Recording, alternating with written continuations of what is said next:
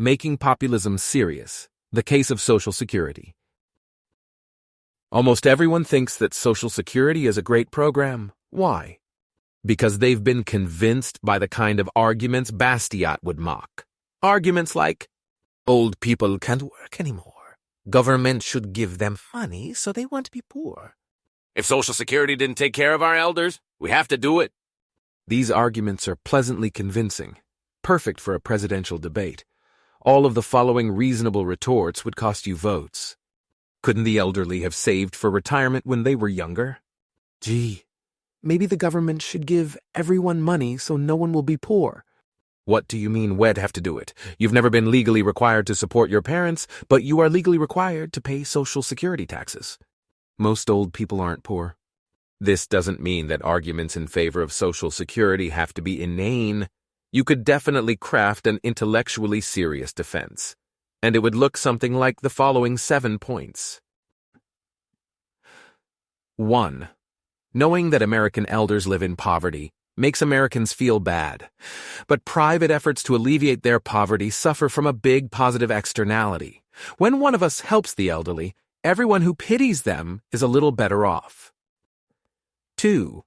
A reasonable solution is to impose a relatively efficient tax, ideally on a good with negative externalities.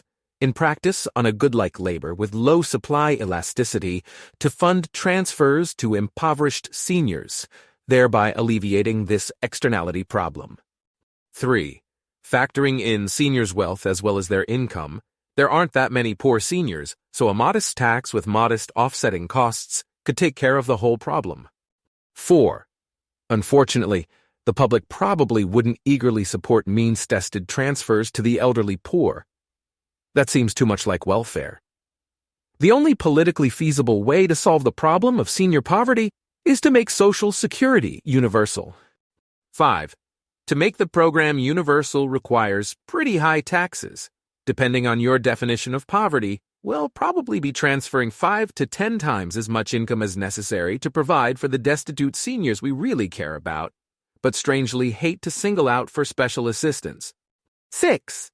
While these taxes and transfers will be substantial, the disincentive effects will still be tolerable.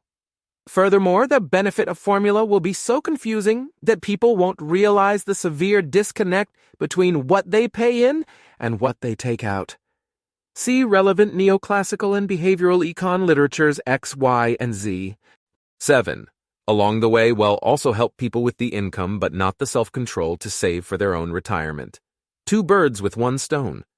If a presidential candidate made such an argument in a national debate, even I might vote for him just to reward his suicidal candor. But it's not going to happen. If the issue comes up, both sides will defend Social Security with the crowd-pleasing arguments that Bastiat would mock. After all, both sides are playing to win. August 16, 2012.